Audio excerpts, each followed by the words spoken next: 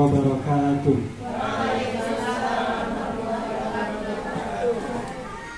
Selamat pagi dan salam sejahtera untuk kita semuanya. Bapak Ibu yang saya hormati, pada pagi hari ini sengaja kita berkumpul di sini dalam rangka diseminasi modul 1.4 budaya positif. Nah, jadi kegiatan ini adalah salah satu kegiatan dalam pemenuhan tugas saya sebagai calon guru penggerak dalam pendidikan guru penggerak. Nah, di mana modul yang akan kita bahas adalah modul 1.4 tentang budaya positif. Nah, jadi dalam kegiatan ini kita nanti akan saling sharing pengalaman terkait budaya positif. Nah, jadi terkait budaya positif, mendengar kata budaya positif, kira-kira apa yang terbesit atau terpikir di benak Bapak Ibu semuanya terkait budaya positif? Silakan Ibu Siska.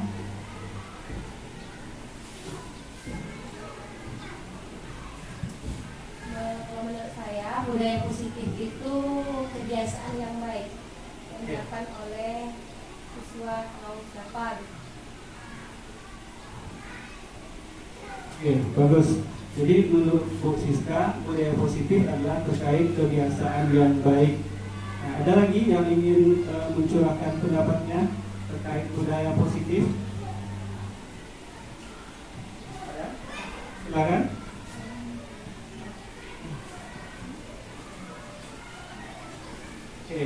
Kalau tidak ada kita lanjut. Jadi budaya positif merupakan perwujudan dari nilai-nilai kebajikan universal yang diterapkan di sekolah. Jadi budaya positif itu adalah perwujudan dari nilai-nilai kebajikan universal yang diterapkan di sekolah. Di mana dalam budaya positif kami mempelajari ada 8 konsep inti budaya positif. Yang pertama terkait perubahan paradigma belajar. Kemudian yang kedua, disiplin positif. Yang ketiga, nilai-nilai kebajikan. Yang keempat, kebutuhan dasar manusia. Sedangkan yang kelima, motivasi perilaku manusia. Yang keenam, posisi kontrol guru. Yang ketujuh, keyakinan kelas. Kemudian yang terakhir adalah segitiga restitusi. Nah, ini adalah konsep inti dalam budaya positif. Nah, kita akan lanjut, kita akan bahas satu persatu terkait konsep inti tersebut.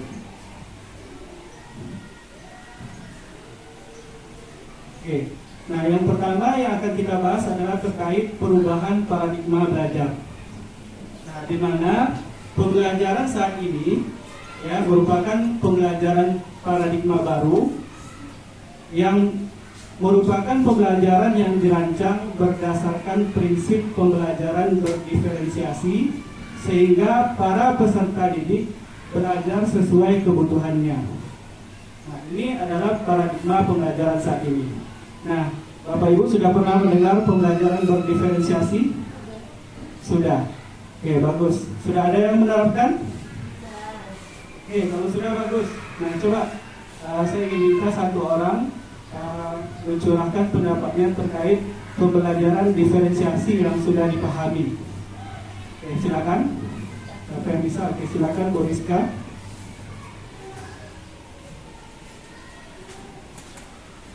Terima kasih Pak atas waktunya. Pembelajaran berdiferensiasi yang sudah saya lakukan selama saya menjadi guru diantaranya adalah pembelajaran yang beraneka ragam yang disesuaikan dengan gaya belajar siswa. Yang mana gaya belajar siswa di sini ada yang auditori, terus kemudian visual, audio visual, dan kinestetik. Jadi saya sesuaikan seperti itu. Apabila anak-anak ini kan berbeda-beda nih Pak, jadi saya mencari gaya belajarnya yang bisa diserap oleh semua anak gitu. Jadi menggunakan metode dan model pembelajaran yang beraneka ragam sehingga bisa mencakup semuanya gitu. Anak dituntut untuk bergerak sehingga kinestetiknya juga berjalan dengan baik dan kemudian diberikan video, musik-musik, dan lain sebagainya gitu, sehingga bisa mengcover segala jenis gaya belajar siswa. Terima kasih. Bagus ya pemahaman dari Bu Rizka tentang pembelajaran berdiferensiasi. Nah, pembelajaran berdiferensiasi, kalau kita lihat dari kata dasarnya itu difference. Nah, difference dalam bahasa Inggris itu berbeda-beda. Nah, jadi bukan berarti kita punya 40 siswa, kita memberikan pembelajaran modelnya sampai 40 juga. Itu bukan seperti itu. Nah, jadi itu semacam miskonsepsi yang harus kita luruskan. Jadi walaupun murid kita berbeda-beda, kita tidak mesti mengajarkannya itu modelnya sebanyak murid kita juga. Tidak. Kalau seandainya seperti itu, saya yakin banyak guru yang mundur. 40 muridnya, 40 pula gaya belajarnya, 40 pula cara kita mengajarkannya. Nah, bukan seperti itu ya. Nah, jadi yang dimaksud dengan pembelajaran berdiferensiasi ini merupakan serangkaian upaya yang masuk akal yang bisa dilakukan guru untuk memenuhi kebutuhan belajar siswa. Nah, jadi kebutuhan belajar siswa kita itu ada 3. Yang pertama, kesiapan belajar.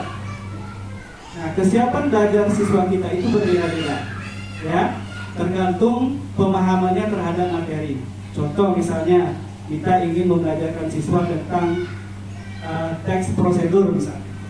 Nah, kita melihat kesiapan siswanya dari mana? Dari kemampuan membacanya. Nah, setiap siswa kita itu memiliki kemampuan membaca yang beragam.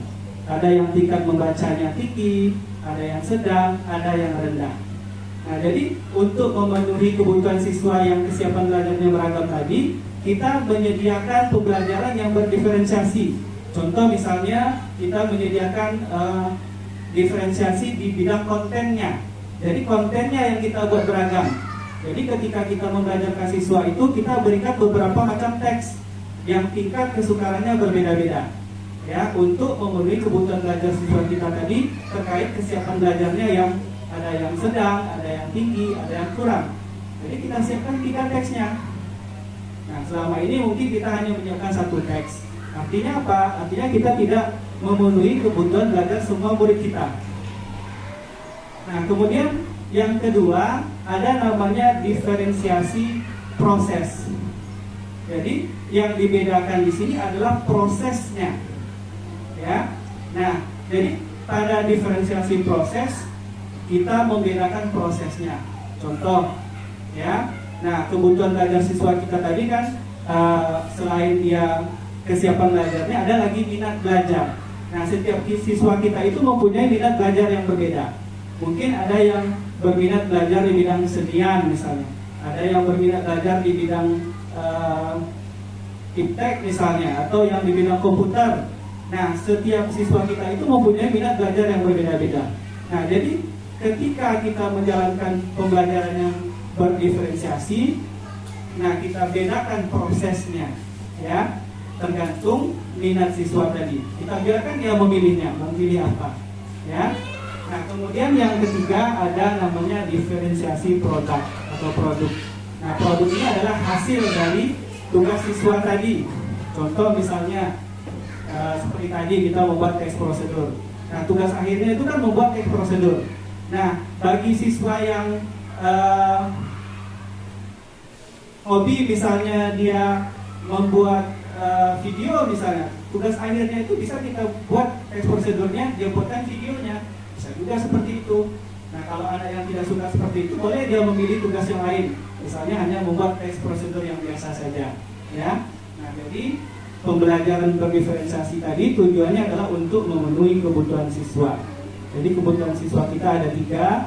Yang pertama terkait kesiapan belajarnya, yang kedua minat belajarnya, yang ketiga adalah profil belajarnya. Nah, ini yang disebutkan oleh Bu Rizka tadi. Jadi profil belajar siswa kita itu berbeda-beda. Ya, ada yang siswa kita yang cara atau gaya belajarnya auditori. Jadi kalau yang auditori itu dia belajar menggunakan pendengarannya, ya. Nah, kemudian ada lagi yang gaya belajar siswa kita yang visual. Nah, jadi kalau siswa kita yang belajar secara visual, berarti dia belajar menggunakan penglihatannya. Nah, dan yang ketiga ada lagi namanya kinestetik. Nah, kinestetik ini gaya belajarnya adalah dia harus melakukan apa yang dia pelajari.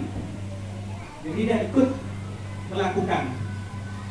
Jadi dia bekerja, ikut melakukan. Contoh misalnya kita belajarkan anak tentang garis bilangan misalnya, ya, tentang bilangan bulat misalnya kan, kita mengajarkan anak tentang garis bilangan. Nah, jadi kalau anak yang kinestetik itu nggak bisa kita jelaskan hanya dengan gambar-gambar saja. Kalau kita jelaskan dengan gambar garis bilangan, kemudian kita jelaskan, itu hanya memenuhi kebutuhan anak yang visual. Sedangkan anak yang kinestetik tidak. Nah, bagaimana caranya Pak? Caranya kita buat garis bilangan di lantai, kemudian kita suruh dia bergerak, ya, sesuai soal, ya. Jadi dia ikut bergerak, misalnya negatif 2, berarti dia bergerak dari 0 sebanyak 2 langkah ke kiri. Nah, jadi cara itu yang kita lakukan itu berarti kita sudah memenuhi kebutuhan belajar siswa kita yang kinestetik, ya. Nah, jadi pembelajaran paradigma baru itu disebut dengan pembelajaran berdiferensiasi. Tujuannya adalah untuk memenuhi kebutuhan belajar kita. Nah, hal ini, ya, sejalan dengan filosofi pembelajaran Ki Hajar Dewantara, di mana Ki Hajar Dewantara itu, ya, menyebutkan bahwasannya pembelajaran yang terbaik itu adalah pembelajaran yang berpihak kepada murid. Jadi kalau selama ini kita selalu hanya ceramah, dan ceramah, nah kita harus rubah lagi pola pikir kita. Karena tidak semua anak kita itu suka ceramah. Kalau anak kita yang auditori mungkin dia suka ceramah, karena dia mendengarkan. Gaya belajarnya menggunakan pendengaran. Nah, kita rubah lagi cara belajar kita. Jadi pembelajaran yang diharapkan di sini adalah pembelajaran yang berpihak pada murid. Artinya apa? Artinya, ya, yang menjadi subjek pembelajaran itu adalah murid. Ya, dulu kita sering mendengar, ya, yang namanya pembelajaran yang berpusat pada murid. Nah, itulah dia. Jadi bukan berpusat pada guru lagi, ya. Jadi dalam pembelajaran yang kita lakukan itu, guru hanya sebagai fasilitator. Ya, bukan kita yang apa namanya menjelaskan materi, kita yang hebat, bukan seperti itu, ya. Oke. Nah, itu adalah terkait perubahan paradigma belajar. Nah, kita lanjut yang berikutnya. Nah, berikutnya ada kegiatan pemantik. Ya. Nah, misalnya, ya, Bapak Ibu atau di genggaman, ya, tangan Bapak Ibu semuanya ada sesuatu yang sangat berharga. Ya, kita umpamakan misalnya lah uang misalnya, ataupun emas permata misalnya, ataupun surat cinta misalnya, boleh juga. Orang lain tidak boleh tahu nih, tidak mau dikasih tahu orang lain, jadi kita genggam kuat-kuat. Nah, jadi saya, ya, berusaha untuk membujuk Bapak Ibu, ya, saya gunakan segala bentuk bujuk rayu, ya. Apakah kira-kira Bapak Ibu akan mau membuka genggaman tangannya? Mau tidak kira-kira? Ini hal berharga nih yang paling penting bagi kita. Mau nggak kita suruh buka atau kasih ke orang lain? Mau nggak kira-kira? Mau? Sekarang mau surat cintanya dikasih ke orang lain? Nggak mau, ya kan? Nah, atau misalnya nggak mempan rujukan, ya, saya marahi nih, ya, mentang-mentang saya guru, ya, kalian murid misalnya, Bapak Ibu murid misalnya, buka sekarang di tangannya. Kalau tidak nanti awas Bapak hukum misalnya. Kira-kira mau nggak kira-kira? Mau nggak? Ini yang berharga nih. Mau? Tak mau kan? Walaupun diherdik, walaupun dimarahi, ya, saya yakin tidak akan ada satu orang pun yang mau membukanya. Nah, jadi dari kegiatan pemantik yang kita lakukan tadi, bisa kita ambil kesimpulan bahwasannya tidak ada satu orang pun yang bisa mengontrol diri kita, ya kan? Yang bisa mengontrol diri kita adalah kita sendiri. Ya, nah Pak, anak-anak mau Pak saya gitukan misalnya. Sebetulnya bukan karena anak-anak itu, bukan karena kita bisa mengontrol anak itu, tetapi karena anak itu yang membiarkan kita mengontrol dirinya. ya, sama seperti seorang ilusionis, ya. Nah, seorang ilusionis itu dia tidak akan bisa membuat orang tidak sadar kalau orang itu tidak mau. Tapi kalau kita mau apakan, kita terkena, ya. Nah, jadi seperti itu. Nah, kita lanjut. Nah, berikutnya adalah miskonsepsi tentang teori kontrol. Nah, seperti yang saya sampaikan tadi, ya, ada beberapa kesalahpemahaman terkait tentang teori kontrol. Yang pertama adalah ilusi guru bisa mengontrol murid. Jadi kita bisa mengontrol murid itu hanya ilusi. Jadi kita tidak bisa mengontrol murid. Seperti kegiatan pemantik kita tadi, tidak ada satu orang pun yang bisa mengontrol kita selain diri kita sendiri. Jadi kalau kita bisa mengontrol murid itu hanya ilusi, yang fata morgana, tidak nyata. Nah, berikutnya, miskonsepsi berikutnya adalah ilusi bahwa semua penguatan positif efektif dan bermanfaat. Nah, Bapak Ibu pernah memberikan penguatan yang positif? Pernah nggak kira-kira? Pernah. Ya, contohnya misalnya begini. Ketika ada anak kita yang terlambat hadir misalnya. Nah, ketika itu kita sampaikan kepada dia, ya, kamu terlambat. Sekarang Bapak hukum kamu baca Al-Quran di musola misalnya. Nah, kira-kira hukuman yang saya berikan itu bersifat positif atau negatif? Positif. Nah, jadi ketika dihukum seperti itu, anak tersebut langsung pergi ke musola dan dia mengaji. Nah, apa yang dia rasakan? Alhamdulillah katanya. Yang pertama, tidak perlu belajar dengan Bapak itu. Bosan saya belajar dengan Bapak itu. Setiap hari ceramah aja. Alhamdulillah bisa ngaji di musola katanya. Nah, ternyata ya penguatan positif itu juga belum tentu bermanfaat. Ya. Oke. Nah, berikutnya ada lagi ilusi bahwa kritik dan membuat rasa bersalah mampu menguatkan karakter. Nah, saya rasa kita sering nih ketika ada anak-anak kita yang bermasalah, ya. Nah, kamu jangan berbuat seperti itu lagi, ya. Kasihan orang tuamu, kasihan ibu, ya, kasihan bapak guru, nanti bapak dimarahi kepala sekolah, ya. Pernah nggak kita membuat seperti itu? Pernah nggak kita berkata seperti itu? Nah, apakah itu bisa membuatkan karakter anak? Ya, nah belum tentu. Ya, malahan kalau kita sering melakukan hal itu, bisa saja anak-anak kita itu menjadi anak yang rendah percaya dirinya. Kenapa? Karena dia selalu merasa bersalah. Ya, mau berbuat ini dia takut salah, mau berbuat itu takut salah. Akhirnya apa? Akhirnya anak kita menjadi anak yang tidak mandiri. Ya, nah jadi kritik dan membuat rasa bersalah itu, ya, belum tentu mampu menguatkan karakter siswa. Nah, jadi ini juga ilusi. Nah, berikutnya yang terakhir, ilusi bahwa orang dewasa berhak memaksa. Misalnya kita guru kan orang dewasa. Berhak nggak kita memaksa? Berhak nggak kira-kira? Tidak berhak.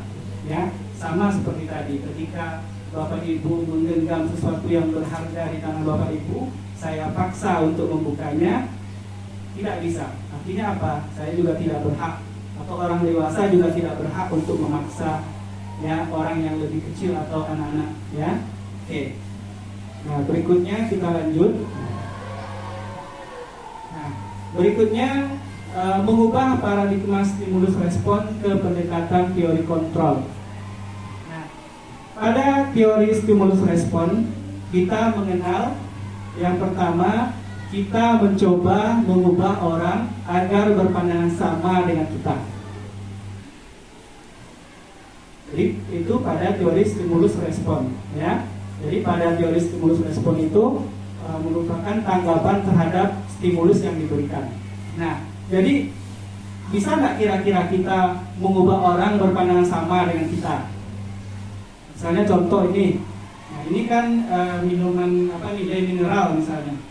Nah, saya ingin Bapak Ibu menganggap itu kucing semuanya. Bisa nggak kira-kira? Bisa? Bisa? Nggak bisa, ya. Nah, jadi kalau pada teori kontrol, ya kita merubah cara pandang kita, di mana kita berusaha memahami pandangan orang lain tentang dunia. Artinya apa? Artinya kita berusaha untuk memahami pandangan orang. Ya, jangan kita memaksa orang harus ikut apa kata kita. Ya, jadi pada teori kontrol itu kita mencoba untuk memahami apa yang orang lain pandang atau apa yang orang lain lihat. Nah, berikutnya yang kedua, pada teori stimulus respon, perilaku buruk dilihat sebagai suatu kesalahan. Nah, sedangkan pada teori kontrol, semua perilaku memiliki tujuan. Apa perbedaannya?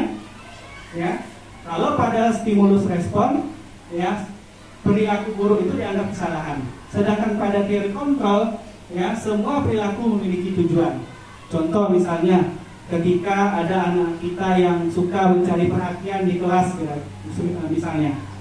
Nah, sering kita perhatikan, mungkin ada di antara kita yang marah, kamu ini MPO aja misalnya, ya, tanpa kita memahami apa sebab anak itu sering mencari perhatian. Nah, jadi pada teori kontrol kita harus mencoba, ya, memahami bahwasanya perilaku buruk tersebut merupakan atau memiliki tujuan. Nah, jadi seperti itu. Nah, berikutnya yang ketiga, orang lain bisa mengontrol saya. Itu pada teori stimulus respon. Sedangkan pada teori kontrol, hanya Anda atau hanya diri kita yang bisa mengontrol kita sendiri. Jadi tidak ada orang lain yang bisa mengontrol kita. Ya. Nah, berikutnya, pemaksaan ada pada saat bujukan gagal. Jadi pada teori stimulus respon, ketika bujukan gagal, kita melakukan pemaksaan. Nah, sedangkan pada teori kontrol, ya, kolaborasi dan konsensus menciptakan pilihan-pilihan baru. Ya. Nah, jadi pada teori kontrol untuk menyelesaikan masalah itu, ya kita tidak melakukan pemaksaan, tetapi melakukan kolaborasi dan konsensus untuk menemukan pilihan-pilihan baru atau solusi-solusi baru terhadap permasalahan tersebut. Nah, yang terakhir, pada stimulus respon, model berpikir menang kalah. Sedangkan pada teori kontrol, model berpikirnya adalah menang-menang. Jadi sama-sama menang. Kalau pada teori stimulus respon, ada yang menang, ada yang kalah. Nah, kira-kira dari perbandingan dua teori ini, mana yang bagus menurut kita? Iya, yang baik adalah teori kontrol. Ya, nah, karena ini penting kita pahami. Karena tugas kita seorang guru, kita berhadapan dengan manusia, kita harus mengetahui seperti apa pola manusia tersebut. Oke, kita lanjut. Nah, berikutnya, konsep inti berikutnya adalah tentang disiplin positif. Ya. Nah, dalam budaya kita, makna kata disiplin telah berubah menjadi sesuatu yang dilakukan seseorang pada orang lain untuk mendapatkan kepatuhan. Nah, biasanya untuk mendapatkan kepatuhan itu biasanya kita membuat peraturan. Dan apabila peraturan itu tidak diikuti, kita akan memberikan hukuman. Nah, jadi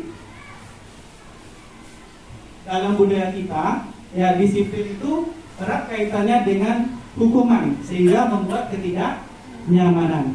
Nah, sebagai seorang pendidik, ya, tujuan kita adalah menuntut murid untuk memiliki disiplin diri, sehingga mereka bisa berperilaku yang mengacu pada nilai-nilai kebajikan universal dan memiliki motivasi intrinsik, bukan ekstrinsik. Ya. Jadi dalam disiplin positif itu yang diharapkan adalah anak itu memiliki motivasi intrinsik, motivasi dari dalam dirinya, bukan motivasi ekstrinsik. Kalau peraturan, hukuman itu kan motivasinya ekstrinsik, ya, motivasi dari luar. Nah, sedangkan yang diharapkan dalam disiplin positif itu adalah anak itu memiliki motivasi intrinsik. Nah, apa tujuannya? Dengan memiliki motivasi intrinsik, anak tersebut nanti akan menjadi anak yang bertanggung jawab. Jadi anak yang memiliki kesadaran dan bertanggung jawab terhadap tindakannya sebagai wujud menghormati diri sendiri dan orang lain. Ya. Nah, jadi seperti itu. Jadi disiplin positif itu tujuannya adalah untuk menjadikan diri kita bertanggung jawab, ya, dan menghormati diri kita sendiri dan orang lain, ya. Nah, jadi ketika kita sudah bisa memunculkan motivasi dari dalam diri kita, artinya kita sudah bisa menghargai diri kita sendiri, ya, dan juga bisa menghargai orang lain. Contoh misalnya, ya, ketika kita, ya, hadir ke sekolah tepat waktu. Nah, hadirnya kita ke sekolah itu bukan karena takut dihukum, atau karena takut dengan kepala sekolah, atau bukan karena kita ingin dipuji orang lain, tetapi kita hadir tepat waktu ke sekolah itu karena ingin, ya, diri kita menjadi orang yang bertanggung jawab, menjadi orang yang disiplin. Nah, itu baru motivasi yang datangnya dari dalam diri kita, intrinsik. Tapi kalau masih takut karena dihukum, takut karena nanti DP3-nya tidak ditandatangani, ya, atau karena pengen dipuji, ya, nanti dibilang guru yang berprestasi, guru yang teladan. Nah, kalau masih seperti itu berarti masih motivasi dari luar atau ekstrinsik, ya. Karena motivasi ekstrinsik dan intrinsik ini berbeda. Kalau motivasi ekstrinsik itu, ya, jangka waktunya hanya pendek. Jadi misalnya contoh nanti dapat kepala sekolah yang tidak keras gitu, misalnya tidak apa. Nah, bisa saja Bapak Ibu yang tadinya datang tepat waktu karena takut dihukum, ketika dapat kepala sekolah yang agak kalem gitu, tidak terlalu apa, nah, Bapak Ibu bisa terlambat lagi. Atau misalnya karena kita pengen dipuji, ketika tidak dipuji biasanya terlambat. Kenapa? Ngapain aku cepat-cepat dipuji juga? Nah, itu kan motivasi ekstrinsik. Kalau motivasi ekstrinsik itu, ya, hanya singkat jangka waktunya. Berbeda dengan kalau motivasi itu dari dalam diri kita. Kalau dari dalam diri kita, walaupun kita tidak dipuji orang, walaupun kita tidak dihukum, kita tetap akan disiplin. Kenapa? Untuk menghargai diri kita sendiri dan orang lain. Oke. Nah, kita lanjut.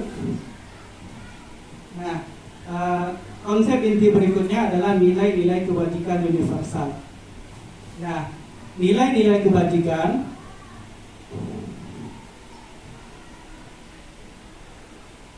nilai-nilai kebajikan adalah sifat-sifat positif manusia yang merupakan tujuan mulia yang ingin dicapai setiap individu. Nah, sedangkan universal itu adalah nilai yang disepakati bersama, artinya lintas bahasa, lintas suku, kemudian lintas agama maupun latar belakang ekonomi. Nah, jadi nilai-nilai kebajikan yang disepakati oleh umum atau oleh semuanya. Nah, contohnya apa? Contohnya adalah profil pelajar Pancasila. Nah, profil pelajar Pancasila ini adalah contoh nilai-nilai kebajikan universal, ya, yang dipahami oleh semua orang. Nah, di mana di dalam profil pelajar Pancasila itu ada 6 dimensi atau 6 elemen. Yang pertama, beriman dan bertakwa kepada Tuhan Yang Maha Esa dan berakhlak mulia. Kemudian yang kedua, mandiri. Yang ketiga, bernalar kritis. Yang keempat, berkebinekaan global. Yang kelima, bergotong royong. Dan yang terakhir adalah kreatif. Nah, ini adalah contoh nilai-nilai kebajikan. Nah, jadi profil pelajar Pancasila ini di dalam kurikulum Merdeka ini wajib, ya, kita tanamkan kepada murid kita dalam setiap pembelajaran yang kita berikan, ya. Jadi ke-6 dimensinya itu harus kita tanamkan kepada anak-anak kita, karena ini merupakan nilai-nilai kebajikan universal. Oke.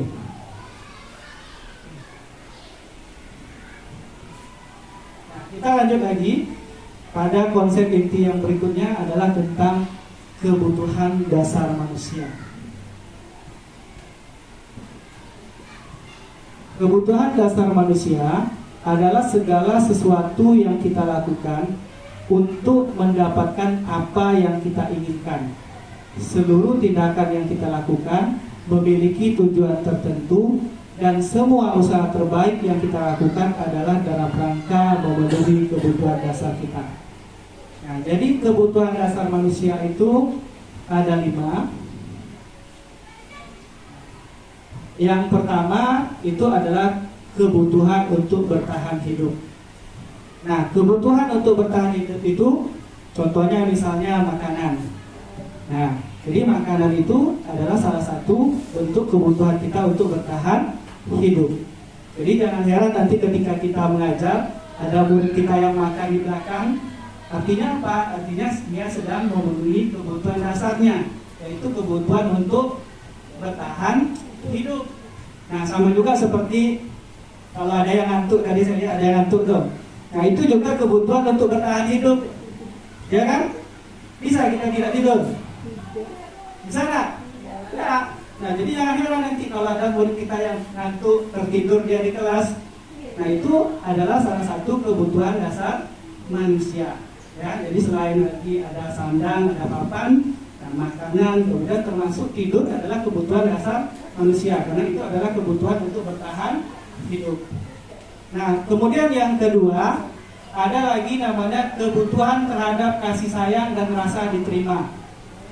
Nah, jadi setiap manusia butuh kasih sayang. Ada yang tidak butuh kasih sayang? Pak Ari butuh kasih sayang? Tuh. Udah cukup kasih sayangnya? Terus kurang. Sikit lagi, tambah. Apa maksudnya? Tambah kalau sikit lagi.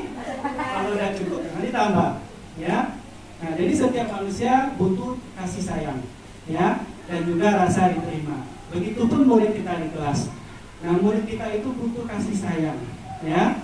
Jadi ketika kita memberikan pembelajaran, berikanlah pembelajaran dengan penuh kasih sayang. Ya, bisa saja yang latar belakang anak murid kita itu mungkin di rumah kurang kasih sayang, orang tuanya sibuk, ayahnya bekerja, ibunya bekerja. Nah, di mana dia bisa mendapatkan kasih sayang? Di sekolah. Dari siapa? Dari kita, gurunya. Ya. Nah, jadi setiap manusia itu butuh rasa kasih sayang dan juga butuh rasa diterima.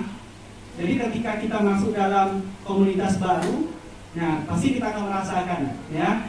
Ketika kita masuk pada komunitas baru, nah kita tidak diterima di komunitas itu, apa rasanya? Sedih kan? Ya, sedih luar biasa. Ya, kalau misalnya kita masuk grup, ya grup WA dimasukkan teman, ketika kita menyapa orang yang ada di grup itu, tidak ada yang menjawab satupun. Ya, rasanya mau keluar exit dari grup rasanya kan? Kenapa? Karena ya rasa diterima itu adalah kebutuhan dasar manusia. Ya, jadi kalau ada murid kita yang berbeda di kelas, ya jangan kita bedakan. Ya, misalnya ini ada yang paling nakal di kelas, jangan kita bedakan. Ya, kalau kita bedakan, dia nanti akan merasa tidak diterima di kelas itu. Kemudian dia nanti akan berusaha mencari kompensasi yang lain untuk memenuhi kebutuhannya, rasa diterimanya yang tidak dia dapatkan tadi. Caranya bagaimana? Mungkin bisa dia berbuat dengan kejahatan yang lebih, yang kenakalan yang lebih. Nah, itu harus kita perhatikan. Jadi, ya kebutuhan dasar manusia yang kedua adalah kasih sayang dan rasa diterima. Kemudian yang ketiga, kebutuhan terhadap penguasaan. Nah, jadi manusia itu butuh berkuasa. Jadi jangan heran kalau ada murid kita di kelas yang merasa dia yang paling jago, dia yang paling gagah, dia yang paling pintar, dia yang paling semuanya. Jangan heran, ya itu juga merupakan kebutuhan dasar manusia. Nah, berikutnya yang keempat, kebutuhan akan kesenangan. Nah, setiap manusia butuh kesenangan, ya. Apalagi murid kita. Sedangkan orang dewasa saja, ya masih banyak yang senang main game. Kenapa? Karena kesenangan itu adalah kebutuhan dasar manusia. Jadi ibu-ibu kalau ada suaminya main game jangan dimarahi. Nah, ya, tapi ingatkan waktunya.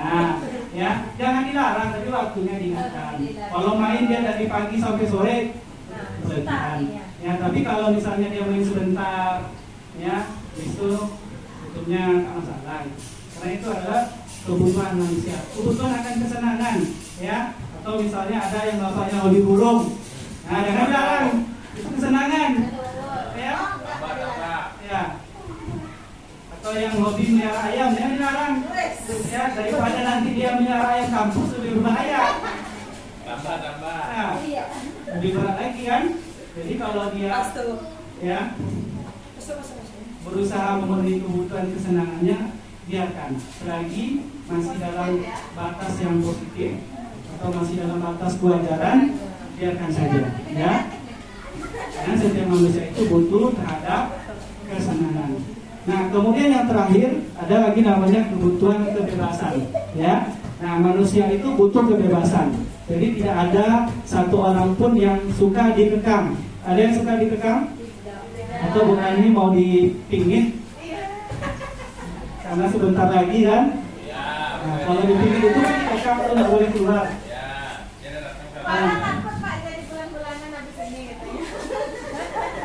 Parah lagi, habis sekali. Katanya marah dulu. Kalau parah itu ada apa? Bagus. Oke. Nah, jadi kebutuhan manusia yang kelima itu adalah kebebasan. Setiap manusia itu ingin bebas. Makanya, jadi tidak heran kita ketika kita memberikan pembelajaran yang membosankan, ada yang murid kita sebentar-sebentar permisi. Kamu tadi udah permisi lagi. Apa yang kamu permisi, bocor ya? Sering kita marahin begitu, tanpa kita menyadari bahwasanya pembelajaran yang kita berikan mungkin membosankan. Terkekang di dalam suntuk, dia bosan ya. Makanya dia pengen istirahat, permisi keluar, melihat udara bebas di luar, ya. Nah, jadi itu adalah kebutuhan dasar manusia. Jadi kelima yang sudah saya sebutkan tadi merupakan kebutuhan dasar manusia. Jadi kebutuhan dasar ini harus dipenuhi. Oke, kita lanjut. Nah, kita lanjut konsep inti yang berikutnya terkait motivasi perilaku manusia. Yang pertama, motivasi perilaku manusia itu adalah untuk menghindari ketidaknyamanan atau hukuman. Nah, ini juga sudah saya singgung tadi. Jadi setiap manusia itu punya motivasi perilaku. Motivasi perilaku yang pertama adalah untuk menghindari ketidaknyamanan atau hukuman. Nah, setiap orang pasti takut dihukum, ya. Anak-anak kita juga begitu. Jadi ketika dia melakukan sesuatu, ya, mungkin yang dia lakukan itu adalah untuk menghindari hukuman. Nah, kemudian apa lagi? Yang kedua, untuk mendapatkan imbalan atau penghargaan, ya. Nah, ini juga motivasi perilaku manusia. Jadi yang pertama tadi menghindari hukuman, yang kedua adalah untuk mendapatkan imbalan atau penghargaan. Jadi ketika kita mengajar misalnya, ada anak kita yang berperilaku baik misalnya, kita hadiahi misalnya dengan permen misalnya, itu baik nggak kira-kira? Baik kan? Ya baik. Nah, jadi kalau seandainya nanti, ya, dia berperilaku baik lagi, tapi tidak kita hadiahi permen, ibu nggak rasa kecewa di dalam hati anak itu? Malas lah, nggak ada permennya. Malas lah, ngapain coba nggak ada permen lagi? Nah, jadi ya, untuk menghindari ketidaknyamanan atau hukuman serta mendapatkan imbalan atau penghargaan, ini merupakan motivasi eksternal, ya. Nah, walaupun boleh kita lakukan, tetapi ini tidak permanen, yang sifatnya hanya sementara. Ketika nanti kita tidak memperlakukan hukuman atau tidak memberikan penghargaan, nah, tingkah laku anak tersebut akan kembali lagi ke setelan pabriknya, ya. Yang tadinya anak nakal, setelah kita hukum, kemudian setelah kita berikan penghargaan, mungkin dia jadi baik. Ketika ini tidak kita berikan lagi, motivasinya hilang. Kenapa? Karena ini merupakan motivasi eksternal, ya. Jadi ketika itu tidak diberikan, anak-anak tersebut akan kembali lagi ke setelan pabriknya, ya, kembali lagi ke awalnya. Nah, motivasi mana yang terbaik adalah motivasi yang ketiga, yaitu motivasi untuk menghargai diri sendiri. Nah, ini adalah motivasi internal, ya, seperti yang saya sampaikan tadi, ya, motivasi yang datang dari dalam diri kita sendiri. Jadi kita hadir tempat waktu itu untuk menghargai diri kita. Untuk menghargai diri kita, bahwasanya kita adalah orang yang disiplin. Kita adalah orang yang selalu menghargai waktu. Jadi bukan karena takut dihukum, juga bukan karena mengharapkan imbalan atau penghargaan. Nah, motivasi inilah yang harus kita tanamkan ke dalam diri anak kita, ya. Jadi dalam pembelajaran yang kita lakukan, usahakan menanamkan ini, ya, motivasi yang datangnya dari dalam diri sendiri, dari dalam diri siswa, karena itu sifatnya permanen, ya. Oke, kita lanjut. Nah, jadi motivasi internal tadi tujuannya adalah untuk menciptakan disiplin positif dan sikap merdeka. Nah, di mana menurut Ki Hajar Dewantara, merdeka itu artinya tidak hanya terlepas dari perintah, akan tetapi juga cakap buat memerintah diri sendiri. Nah, itu menurut Ki Hajar Dewantara. Jadi kita merdeka itu bukan hanya merdeka kita tidak diperintah orang lain, tetapi ya, yaitu bisa memerintah diri kita sendiri. Jadi kalau kita sudah bisa memerintah diri kita sendiri, berarti kita sudah memiliki motivasi internal, artinya kita sudah menghargai diri kita sendiri. Nah, kita lanjut. Nah, konsep inti yang berikutnya adalah 5 posisi kontrol guru. Nah, dari kelima posisi kontrol guru, ya, yang pertama ini namanya adalah penghukum. Kemudian yang kedua adalah pembuat rasa bersalah. Yang ketiga teman. Yang kelima pemantau, dan yang terakhir adalah sebagai manajer. Nah, kira-kira posisi kontrol mana yang paling sering kita gunakan? Kalau Bu Farah, yang mana yang sering Bu Farah gunakan? Yang nomor 2 itu pembuat rasa bersalah. Nah, tadi berarti saya contohkan dari awal. Saya rasanya antara teman dan pembuat rasa bersalah. Oke, Bu Farah seringnya pembuat rasa bersalah dan sebagai teman. Jadi ini posisi kontrol yang sering diambil oleh Bu Farah. Oke, apa contohnya Bu Farah?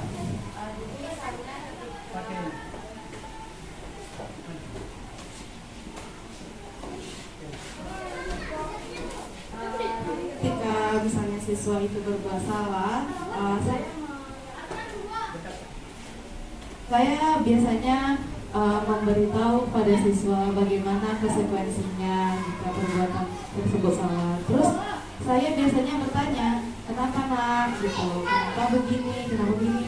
Dan saya juga sering menerangkan ke siswa, jika ada permasalahan boleh cerita ke saya seperti itu, karena bukan berarti masalah yang mereka tanggung entah di rumah, entah sama teman itu dapat mempengaruhi pelajaran juga. Jadi biasanya saya bertanya dulu, ada apa nak, kenapa seperti itu. Jadi antara saya membuat rasa bersalah itu mungkin lebih ke saya bilang konsekuensinya seperti apa gitu, Pak. Oke, bagus ya. Jadi Bu Farah dia lebih sering memposisikan dirinya dalam posisi kontrol itu sebagai teman dan sebagai pembuat rasa bersalah. Nah, kalau yang lain, ada yang suka menghukum, ada yang suka penghukum. Pak Ari suka menghukum, Pak Ari? Tidak. Alhamdulillah. Ya, oke. Atau ada yang suka jadi pemantau aja?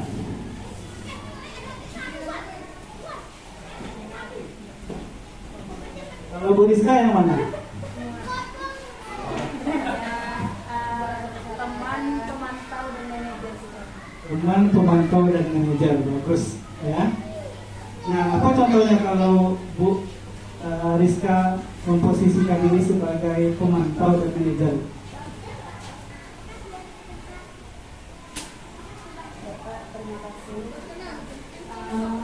Kalau sebagai pemantau, biasanya ketika anak melakukan pelanggaran atau kesalahan, biasanya saya pantau dulu.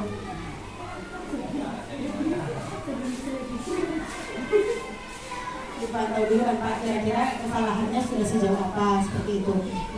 Ketika saya memantau, tentunya saya juga mempertimbangkan harus diberi hukuman konsekuensi atau restitusi seperti itu. Jadi disitulah fungsi saya sebagai manajer. Dari kesalahan yang sudah dilakukan anak tadi, saya minta dia untuk mengingat lagi kesepakatan kelas yang sudah sama-sama kami sepakati. Yang mana kesepakatan kelas itu kan dari mereka juga, mereka yang memberikan kepada saya, oh Bu, ketika saya melakukan kesalahan ini, hukumannya ini, seperti itu, atau sanksinya begini, gitu. Jadi dari kesepakatan kelas itulah akhirnya saya memutuskan untuk anak-anak itu memilih sendiri apa yang sudah disepakati mereka, jadi harus dilakukan, gitu. Karena itu dari mereka sendiri, bukan dari saya, gitu. Itulah fungsi manajer yang saya lakukan. Gitu. Ya, bagus sekali. Ya, berarti Bu Rizkani pemahamannya sudah sangat jauh terkait posisi kontrol. Ya, oke. Nah, jadi di sini saya akan coba jelaskan ya satu persatu terkait posisi kontrol itu. Ya, nah posisi kontrol yang pertama. Nah, posisi kontrol yang pertama yaitu sebagai penghukum. Nah, di mana di sini kita sebagai guru memposisikan diri kita sebagai seorang penghukum. Contoh, misalnya ketika ada murid kita yang terlambat, nah kemudian kita hukum, misalnya dia disuruh hormat ke bendera misalnya, atau kita suruh dia mencuci WC misalnya, atau kita suruh dia lari keliling lapangan misalnya. Artinya apa? Artinya kita sudah memposisikan diri kita sebagai penghukum terhadap kesalahan anak itu. Nah, kemudian ada lagi posisi kontrol yang kedua adalah pembuat rasa bersalah. Nah, ketika kita memposisikan diri kita sebagai pembuat rasa bersalah, nah saya contohkan yang masih sama contohnya terhadap anak yang terlambat tadi misalnya.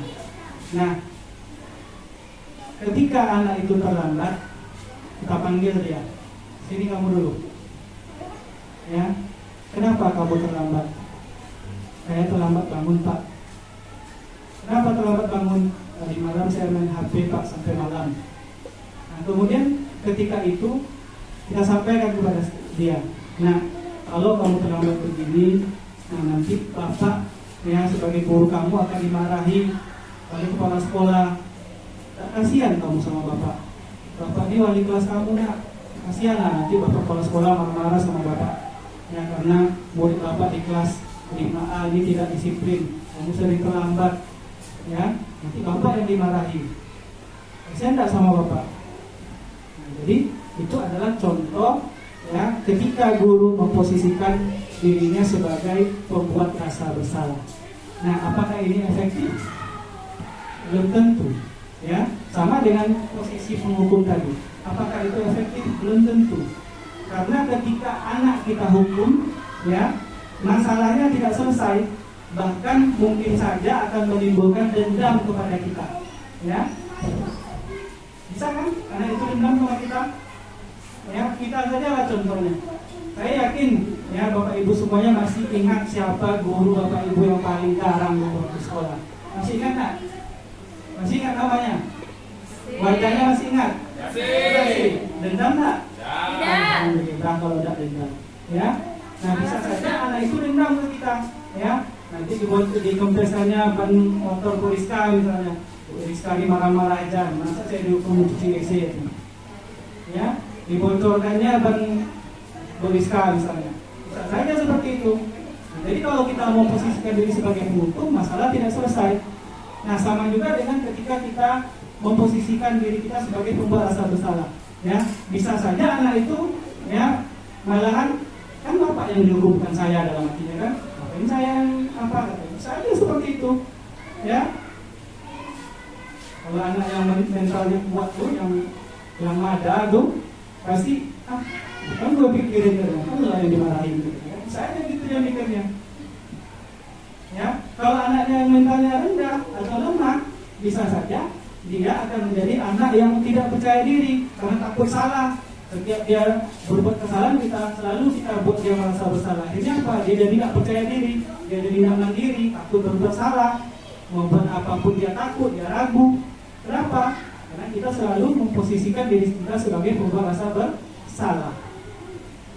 Nah kemudian yang ketiga, posisi kontrol berikutnya adalah sebagai teman. Nah, contoh begini, misalnya anak kita terlambat, Nah, contohnya sama aja ya, biar gampang ngerjainnya.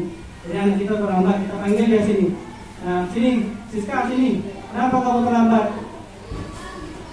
Saya terlambat bangun Pak. Kenapa terlambat bangun? Ya tadi malam saya nonton bola Pak. Masa iya perempuan nonton bola? Iya Pak, saya hobi nonton bola. Oke. Nah, ya kalau gitu tidak apa-apa. Bapak juga hobi bola. Masuk kamu lihat diam-diam. Nah sekali ini Bapak maafkan. Besok jangan ulangi lagi ya. Itu ketika kita memposisikan diri kita sebagai teman. Ya. Oke, apakah ini efektif? Tidak efektif. Ya besok kalau petugas pikirnya masih Bapak itu lagi, kalau beda guru, bisa saja kita dihukum. Nah, kemudian ada lagi posisi kontrol yang keempat. Nah, posisi kontrol yang keempat ini adalah sebagai pemantau. Nah, seperti apa contohnya? Misalnya, ya, ada anak kita yang tidak membuat PR. Nah, ketika itu kita panggil dia, kenapa kamu tidak buat PR? Saya lupa Pak. Kamu belajar dari malam? Tidak Pak. Oke, kamu tahu kan konsekuensinya kalau tidak buat PR seperti apa? Tahu Pak. Apa konsekuensinya? Saya harus buat PR di jam istirahat Pak. Oke. Nanti kamu kerjakan di jam istirahat ya. Bapak akan pantau kamu. Bapak akan Bapak lihat kamu mengerjakannya. Itu kalau kita memposisikan diri kita sebagai pemantau. Nah, sedangkan yang terakhir yaitu posisi sebagai manajer. Nah, posisi sebagai manajer ini adalah posisi kontrol terbaik ya dari ke semua posisi kontrol yang ada. Nah, seperti yang sudah disampaikan oleh Bu Iska tadi, ya, ketika kita memposisikan diri kita sebagai manajer, ya, ketika ada anak membuat kesalahan, ya, kita tidak langsung menghukumnya, tetapi kita mencari tahu terlebih dahulu kenapa anak itu berbuat salah. Nah, kemudian setelah itu baru kita memvalidasi kesalahannya apa. Ya, kita hubungkan dengan kesepakatan kelas yang sudah dibuat. Kemudian dari itu anak-anak tersebut bisa dia menentukan sendiri solusi yang terbaik untuk memperbaiki kesalahan yang dia lakukan. Nah, ini adalah posisi kontrol sebagai manajer. Nah, ini adalah posisi kontrol yang terbaik. Nah, berikutnya kita lanjut. Nah, yang berikutnya adalah tentang keyakinan kelas. Nah, Bapak Ibu sudah pernah melaksanakan keyakinan kelas? Sudah ya? Oke, kalau sudah alhamdulillah ya. Nah, mengapa tidak peraturan saja? Nah, keyakinan kelas itu berbeda tidak dengan peraturan? Berbeda. Nah, apa perbedaannya? Berdasarkan kesepakatan dari murid tersebut. Coba Bu ini, silakan. Kalau keyakinan menurut saya, ya, keyakinan kelas itu dibuat hasil kesepakatan bersama dari murid tersebut. Ya. Kalau peraturan kelas mungkin tidak berdasarkan, sudah ditetapkan itu aja. Ya, oke. Jadi kalau peraturan kelas itu biasanya dibuat oleh guru atau oleh sekolah, ya. Nah, jadi sifatnya itu hanya satu sisi saja. Nah, sedangkan keyakinan kelas itu dibuat bersama, ya. Berarti berkolaborasi kita. Misalnya keyakinan kelas berarti berkolaborasi antara guru dan siswa untuk membuat keyakinan kelas, ya. Nah, jadi keyakinan kelas itu tidak sama dengan peraturan kelas, ya. Oke, berikutnya bagaimana membuat keyakinan kelas. Nah, seperti yang sudah saya jelaskan tadi, untuk membuat keyakinan kelas itu kita berkolaborasi dengan siswa. Jadi siswa sendiri yang menentukan hal-hal apa yang ingin dia lakukan, ya. Jadi ide-ide tersebut muncul dari siswa, bukan kita yang menentukannya, ya. Nah, jadi ide-ide yang muncul dari siswa itu nanti tugas kita memperbaikinya. Misalnya anak itu mengemukakan keyakinan kelasnya tapi masih dalam bentuk kalimat yang negatif. Nah, tugas kita adalah membuatnya dalam bentuk kalimat yang positif. Nah, jadi contoh kalimat yang negatif misalnya dilarang terlambat misalnya. Nah, itu salah satu contoh kalimat atau pernyataan negatif kan, dilarang terlambat. Nah, kalau kita rubah dia menjadi kalimat yang positif, menjadi apa? Iya, hadir ke sekolah tepat waktu. Nah, jadi ketika kita membuat kesepakatan kelas itu, karena kalimatnya masih kalimat anak-anak, tentu banyak mungkin nanti yang keluar itu adalah kalimat yang negatif. Jadi tugas kita adalah meluruskannya, ya, membuatkan menjadi kalimat yang positif. Tapi idenya tetap dari anak-anak tersebut, ya. Nah, kemudian keyakinan kelas yang kita buat selain menggunakan kalimat yang positif, ya, berikutnya juga sedikit saja. Artinya kalimatnya tidak boleh panjang, ya. Tujuannya apa? Tujuannya adalah agar mudah diingat, ya. Nah, kemudian sesuai dengan kondisi kelas dan sekolah agar mudah diterapkan. Jadi keyakinan kelas yang kita buat dengan siswa kita harus sesuai dengan situasi dan kondisi sekolah atau kelas kita. Nah, kemudian yang terakhir, semua warga kelas atau sekolah dilibatkan saat membuatnya, ya. Jadi dibuat bersama-sama. Jadi kita berkolaborasi dengan siswa. Jadi bukan dibuat oleh guru. Kalau dibuat oleh guru itu namanya peraturan kelas. Nah, tapi ini kesepakatan kelas, ya, atau keyakinan kelas kita buat bersama-sama. Jadi bentuknya adalah dalam kalimat atau pernyataan positif yang berisi nilai-nilai kebajikan. Nah, itu tentang keyakinan kelas, ya. Kita cepat aja karena waktu kita sudah ini. Nah, berikutnya konsep inti yang terakhir dari budaya positif itu adalah segitiga restitusi, ya. Nah, restitusi itu adalah proses menciptakan kondisi bagi murid untuk memperbaiki kesalahan mereka sehingga mereka bisa kembali pada kelompok mereka dengan karakter yang lebih kuat. Gosen 2004. Nah, jadi segitiga restitusi adalah proses menciptakan kondisi bagi murid untuk memperbaiki kesalahan mereka, ya, supaya mereka bisa kembali pada kelompok mereka dengan lebih merdeka, dengan merasa tidak bersalah. Nah, itu tujuannya.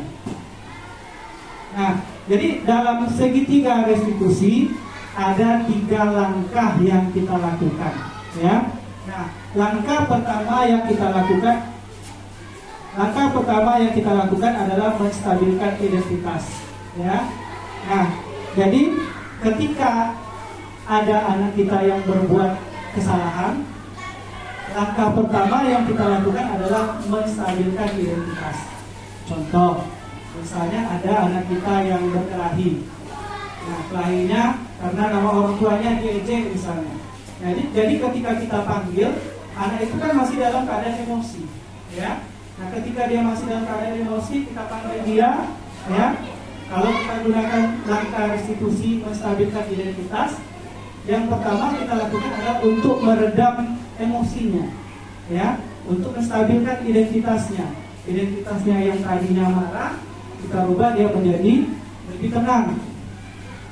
Atau misalnya identitas yang tadinya dia bersalah, kita buat dia supaya merasa tidak bersalah lagi. Nah, itu tujuan menstabilkan identitas.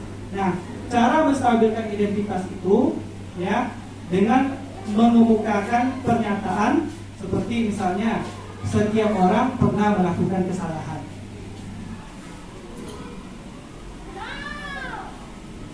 Kemudian kamu bukan satu-satunya yang pernah melakukan itu. Bapak juga pernah. Kamu tidak melakukan lebih. Misalnya anak yang tadi emosi, ya, mau dipukulnya temannya misalnya, tidak jadi. Akhirnya apa yang dipukulnya meja, dipukulnya misalnya.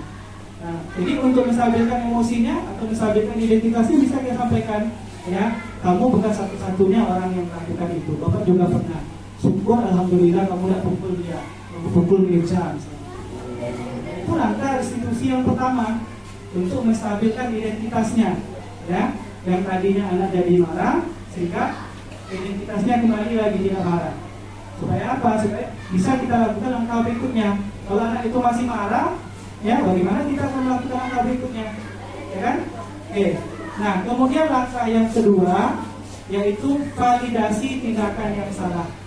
Nah, pada saat validasi tindakan yang salah, ya, kita bisa mengungkapkan pernyataan seperti kamu tentu punya alasan mengapa melakukan itu.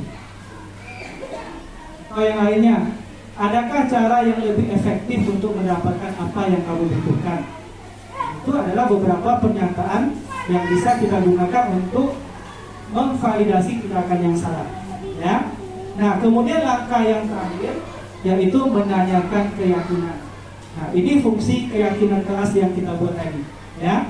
Jadi ketika anak melakukan kesalahan, kita tanyakan kepada dia, ya, keyakinan kelas apa yang telah kita sepakati misalnya. Misalnya keyakinan kelas kita adalah saling menghargai misalnya. Ketika ada anak yang berkelahi, berarti dia sudah melanggar kesepakatan kelasnya itu saling menghargai. Jadi kita tanyakan ketika langkah yang ketiga menanyakan keyakinan itu, menanyakan keyakinan kelas apa yang sudah kamu langgar. Atau bisa juga kita tanyakan, kamu ingin menjadi orang yang seperti apa? Dia akan jawab, ya, saya ingin jadi orang yang baik, Pak. Nah, kira-kira apa yang bisa kamu lakukan untuk memperbaiki kesalahan kamu tadi? Nah, anak yang emosi tadi misalnya, saya nanti akan minta maaf, Pak. Saya janji tidak akan mengulangi lagi misalnya. Saya seperti itu. Kalau misalnya ada yang terlambat, ya, saya janji, Pak, saya tidak akan terlambat lagi. Saya janji besok saya akan menghidupkan alarm saya, Pak, supaya saya tidak terlambat lagi misalnya. Jadi anak itu sendiri yang menentukan solusi dari permasalahannya. Jadi tidak kita hukum dia, tapi ya untuk memperbaiki kesalahannya kita lakukan segitiga restitusi ini. Ya, jadi yang awalnya dari anak yang tadinya bersalah, ya kemudian dia bisa memperbaiki kesalahannya, sehingga apa? Sehingga dia bisa kembali ke kelompoknya dengan merasa bangga, bukan menjadi pecundang, bukan jadi orang yang bersalah. Jadi kalau anak itu kita hukum, ketika dia kembali ke kelompoknya, kembali ke teman-temannya, teman-temannya akan menganggap dia adalah pembuat onar, ya, pembuat masalah. Tapi kalau kita lakukan segitiga restitusi, yang anak yang tadinya berbuat kesalahan, dia akan bisa kembali dengan kelompoknya dengan rasa percaya diri.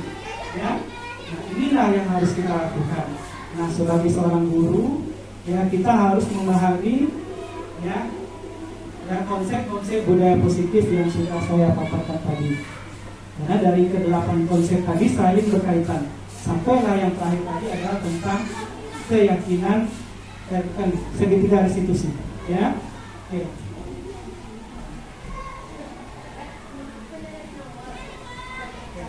Kita skip saja, tadi sudah saya jelaskan.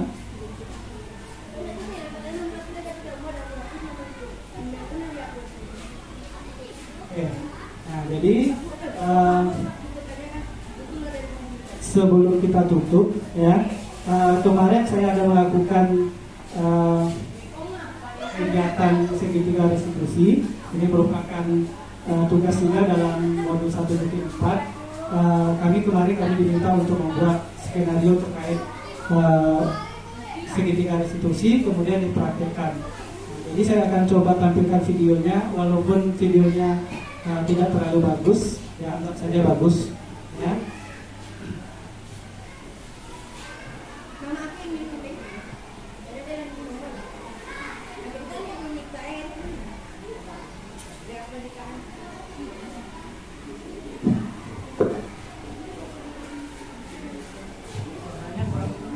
Suaranya agak kurang dengar. Suaranya kesini, Pak. Kesini, Pak.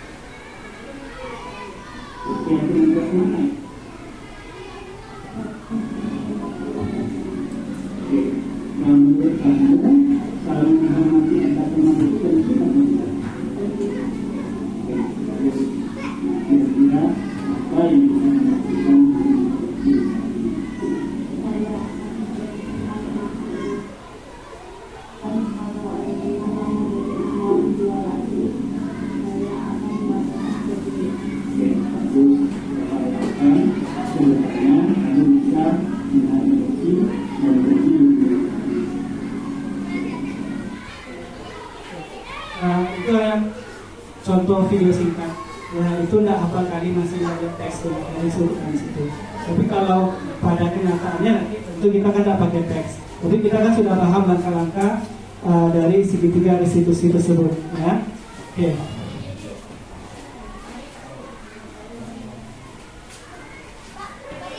Ya, sebentar ya Mas, sabar ya.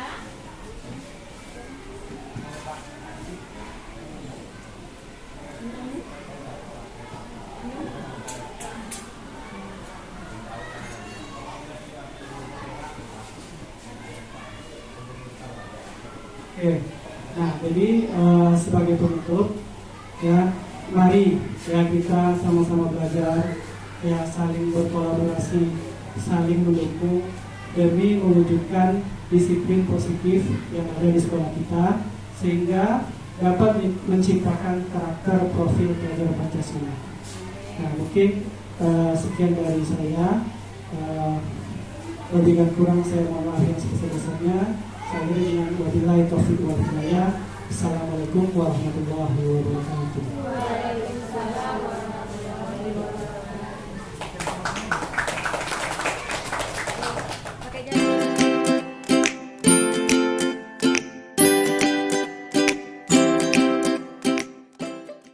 Bismillahirrahmanirrahim. Assalamualaikum warahmatullahi wabarakatuh.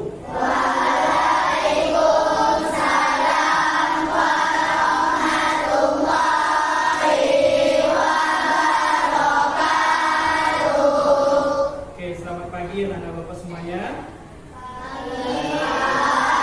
apa kabarnya? Alhamdulillah, luar biasa. Allahu Akbar. Yes. Oke, alhamdulillah pada pagi hari ini anak-anak Bapak semuanya berada dalam keadaan baik, berada dalam lindungan Allah Subhanahu wa taala sehingga kita bisa kembali hadir untuk melanjutkan kegiatan kita. Nah, hari ini kita akan membuat kesepakatan kelas namanya. Nah, kalian sudah pernah dengar kesepakatan kelas? Belum pernah. Kalau peraturan kelas kalian sudah pernah dengar? Sudah. Nah, jadi kesepakatan kelas itu mirip seperti peraturan kelas, tapi berbeda, ya. Nah, kalau peraturan kelas itu biasanya dibuat oleh wali kelasnya. Nah, sedangkan kesepakatan kelas kita buat bersama. Jadi nanti ide-ide kesepakatannya itu datang dari kalian, nanti kita renungkan bersama-sama, ya. Nah, jadi kalau kesepakatan kelas ini berisi tentang nilai-nilai kebajikan yang kita pahami bersama, ya. Karena nanti ini akan kita laksanakan bersama-sama. Nah, jadi bedanya antara peraturan kelas tadi, yang pertama peraturan kelas itu hanya dibuat oleh wali kelas, sedangkan siswa tugasnya melaksanakan. Nah, berbeda ya dengan peraturan kelas tadi. Kalau kesepakatan kelas itu dibuat bersama, ya. Nah, dibuat bersama, kemudian kita sepakati bersama dan kita jalankan bersama. Nah, kemudian bedanya lagi, ya, pada kesepakatan kelas tidak boleh menggunakan pernyataan negatif, ya. Nah, contoh pernyataan negatif itu misalnya menggunakan kata jangan, ya, tidak boleh, tidak. Nah, itu merupakan pernyataan negatif. Jadi kalau ada peraturan kelas boleh, ya, misalnya kalau peraturan kelas misalnya dilarang buang sampah sembarangan misalnya. Nah, kata dilarang itu merupakan pernyataan negatif. Itu boleh di peraturan, tapi di kesepakatan kelas tidak boleh. Nah, jadi contoh yang tadi misalnya dilarang membuang sampah sembarangan. Nah, kalau kalimat positifnya berarti buanglah sampah pada tempatnya. Sama nggak artinya dua itu? Sama artinya, tapi berbeda bentuk pernyataannya. Ya, yang satu pernyataannya negatif, yang satu lagi positif. Ya, nah jadi bedanya di situ. Ya, jadi pada kesepakatan kelas yang kita tuliskan itu adalah pernyataan positif. Nah, apalagi contoh yang lain, misalnya saling menghormati sesama teman misalnya. Nah, itu pernyataan positif enggak? Iya, positif. Nah, jadi inilah yang akan kita renungkan bersama. Nah, nanti Bapak akan bagikan kertas post-it ini, Jadi nanti masing-masing kamu boleh menulis satu ya tentang nilai-nilai kebajikan yang akan kita buatkan nanti menjadi kesepakatan kelas kita. Jadi contohnya tadi misalnya saling menghormati sesama teman. Kemudian di dalam belajar ya atau ketika ujian atau ulangan, boleh nggak kita mencontek? Ya. Nah, kalau kita tulis di situ tidak boleh mencontek, itu pernyataan positif atau negatif? Negatif. Nah, kalau pernyataan positifnya apa tentang itu? Nah, jangan mencontek, jangan masih kalimat negatif.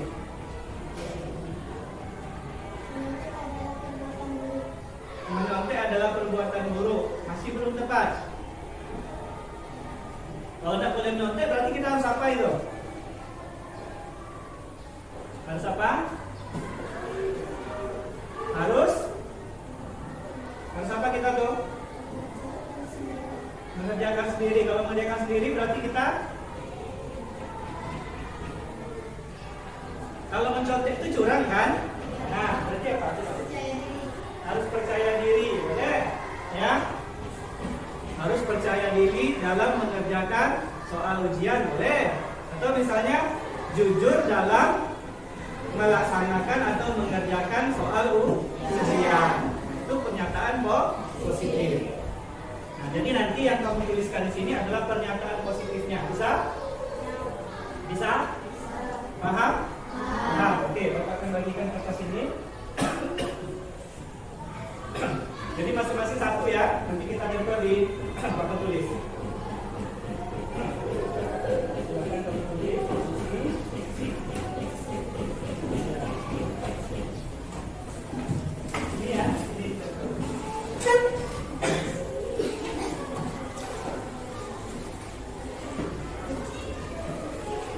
Pikirkan satu ya keyakinan kelas kalian ya pakai pena, ditulis pakai pena.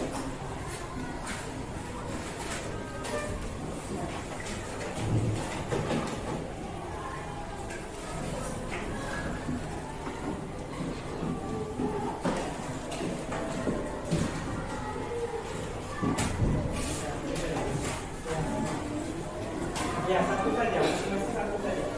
Karena nanti kan banyak nih. Ini satu saja.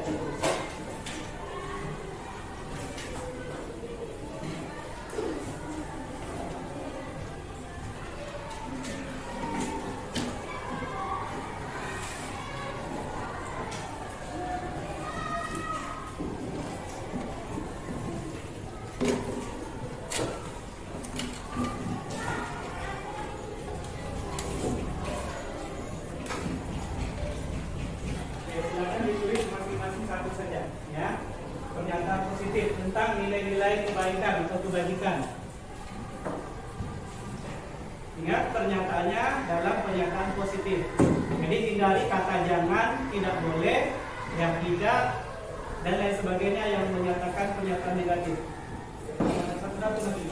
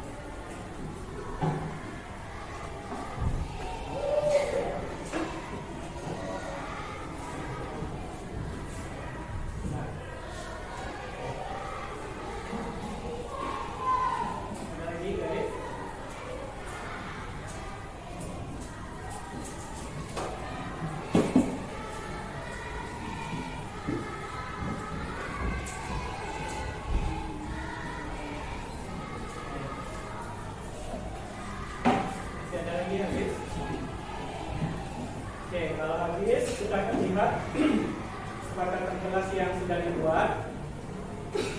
Nah, Bapak akan pilih ya mana yang bisa kita jadikan kesepakatan kelas, mana yang tidak. Ya, jadi akan Bapak misalkan sebelah sini. Ya, bagi yang bisa.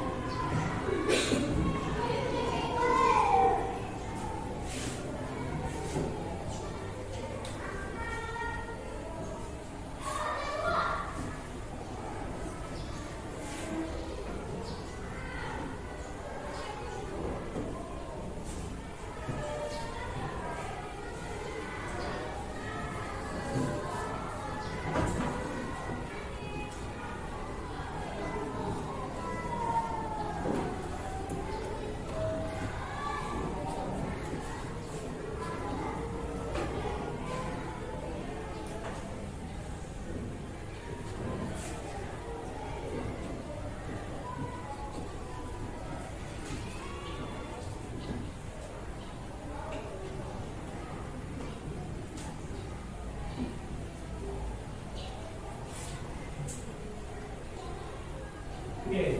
Nah, jadi perhatikan.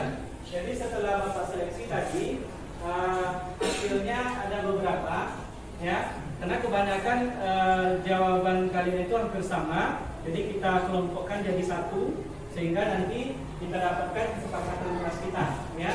Nah, kesepakatan kelas kita yang pertama, saling menghormati sesama teman dan guru. Nah, ini dibagikan kelas kita yang pertama. Kemudian yang kedua, membuang sampah pada tempatnya. Kemudian yang ketiga, harus jujur kepada orang lain. Kemudian yang keempat, saling tolong menolong sesama teman. Kemudian yang kelima, menjaga kebersihan di lingkungan sekolah. Kemudian berikutnya, berpakaian rapi dan bersih. Nah, kemudian yang berikutnya, ya, melaksanakan piket sesuai jadwal yang diberikan. Nah, ini adalah beberapa kesepakatan kelas yang sudah kita dapatkan dari hasil kita berkolaborasi bersama-sama tadi, ya. Nah, jadi kesepakatan kelas ini harus kita laksanakan, ya, karena kita yakin kesepakatan kelas itu pasti bermanfaat untuk kita, kan? Bermanfaat nggak kira-kira? Nah, contoh misalnya kesepakatan kelas yang kita buat tadi, kita saling menghargai sesama teman. Bermanfaat nggak untuk kita? Bermanfaat. Apa manfaatnya kalau kita saling menghargai? Nah, iya, hidup kita akan menjadi rukun. Kita tidak akan berkelahi, kita tidak akan berselisih dengan teman, ya, karena kita saling menghargai atau menghormati. Nah, itu jadi kesepakatan kelas ini sangat bermanfaat, apalagi kalau kita laksanakan dengan baik. Oke. Nah, jadi karena kita sudah dapatkan kesepakatan kelas, ya, kita akan buat, ya, tanda tangan yang hasil kesepakatan kelas tadi. Jadi nanti kalian maju, masing-masing maju, ya, bergantian, ya.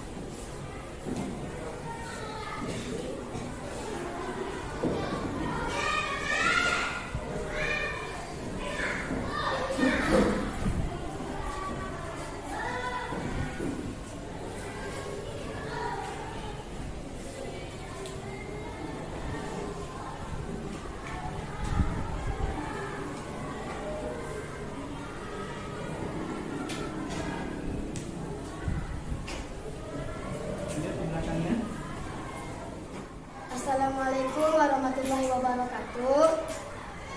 Perkenalkan, nama saya Rolenza Octaviana Barasa. Saya sangat senang sekali diajak mengikuti kesepakatan kelas ini bersama Pak Aryo. Manfaat dari kesepakatan kelas ini adalah bagi saya membuat saya lebih saling menghargai, membuat saya lebih bertanggung jawab, dan membuat saya lebih bisa hidup rukun bersama teman maupun orang lain. Terima kasih. Assalamualaikum warahmatullahi wabarakatuh. Perkenalkan, nama saya Fidelia Rahmadani dari kelas 5A. Saya sangat senang mengikuti kesepakatan kelas ini bersama Pak Aryo. Manfaat mengikuti kesepakatan kelas ini adalah agar saya lebih bertanggung jawab dan hidup rukun bersama teman dan orang lain. Terima kasih.